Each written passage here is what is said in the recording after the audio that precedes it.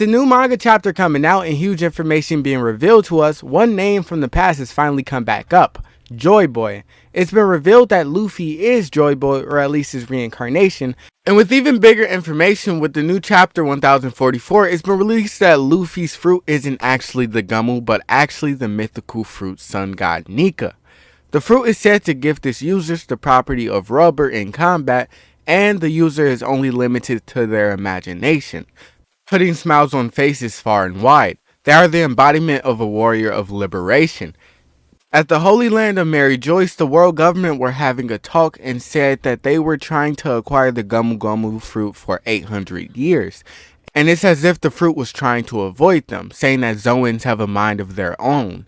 Stating that the gumu no Mi is actually a mythical zoan, the human fruit, sun god Nika. And they finally have released Luffy's Gear 5 with the new manga chapter, but this makes everything make sense because they have been trying to get this fruit for 800 years. And this goes back to the man who had the fruit 800 years ago and lived during that time. It all goes back to Joyboy.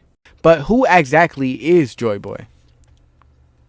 Joyboy was an extremely relevant figure of the Void Century who played an important role in the history of Fishman Island. And he's the one who left behind the greatest mysterious treasure that everyone has been risking their lives to find, the One Piece. There was a prophecy that said he would come back later on in life to fulfill his promise he made to Fishman Island. And with chapter 1043, it's been revealed that Luffy is in fact Joyboy. Now that I think about it, it's kind of funny that when Luffy first made it to Fishman Island and found out what was going on, he wanted to put it under his name. But this chapter released a lot of information to us, including Luffy's death to CP0 when he was winning against Kaido. Which is kind of funny because that's the same thing that happened to Oden. Then Zunisha announcing that Joyboy has returned and Luffy coming back alive smiling. But the craziest thing, when Luffy was announced to be Joyboy, his hair looked slimy and he had smoke coming out of his mouth. Which leads us to believe that Luffy has in fact awakened his fruit, the gumu no Mi. Now this would make everything make sense from when Shanks wanted to talk about a certain pirate and when the higher ups of the world government were concerned about a certain fruit's awakening. This would all connect to the Void Century, with one of the first Devil Fruit users being Joyboy and his fruit being the gumu no Mi. But what exactly is the Void Century? Void Century is a century-long gap of events that are so important and relevant that by learning them, one is said to become aware of the true history of the world. But as you know, learning about this information is forbidden by the world government, and they hid the information away. You could find out about the Void Century on the poneglyphs, but only a few people can read them, and reading them is forbidden. I explained about this in my last video, Is the One Piece Just Treasure, and while I'm at it, if you are enjoying the video and want to see more like this, drop a like and subscribe. But a small recap, essentially they took out everyone who could read the poneglyphs, calling Buster Calls and more to wipe out this knowledge from the world. But I know you all are wondering, what exactly were these events that were so significantly important and crucial to the world history that if anyone were to hear them or read them, the world would be in complete chaos, and that they literally had to be deleted from the whole world? One of the events of the Void Century, which was said to be the most important, was the Great War. This was essentially a war over the poneglyph that sits in the middle of Shandora.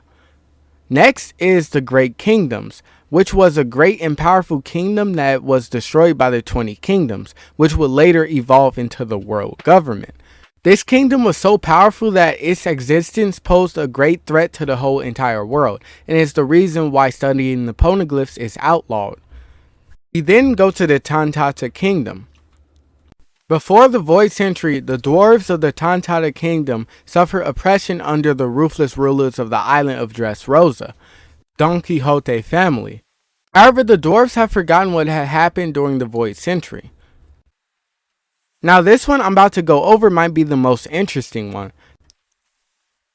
The birth of the world government. 800 years ago, at the end of the Void Century, the world government was born. These guys took political control of the entire world, uniting all countries and forming the Council of Kings. For the world government, the events of the Void Century was better left unknown, as information linked to it is considered far too dangerous. When the research of the poneglyphs was outlawed, hundreds of scholars across the world were killed. Since then, a very strict ban on any research at all related to the Void Century has been put in place. At the end of the Void Century, the 20 kingdoms came together to defeat the Ancient Kingdom and then founded what is now known as the World Government. You guys can't lie, the World Government is not the good guys. But the founding members pledged equality between their kingdoms in front of the empty throne, which each kingdom leaves a weapon of their own next to the throne in order to symbolize its protection.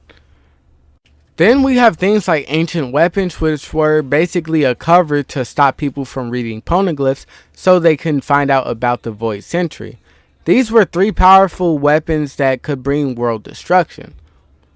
But did you know that Odin tried to open Wano's gates to the rest of the world for Joyboy's return? After learning about Joyboy on Laugh Tale, he knew it was essential for him to open Wano's gates for his return, but never got to due to Kaido and Orochi stopping him.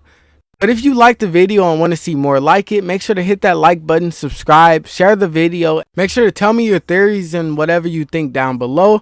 And thank you for watching all the way throughout because it really helps me, and I'll see you guys in the next one.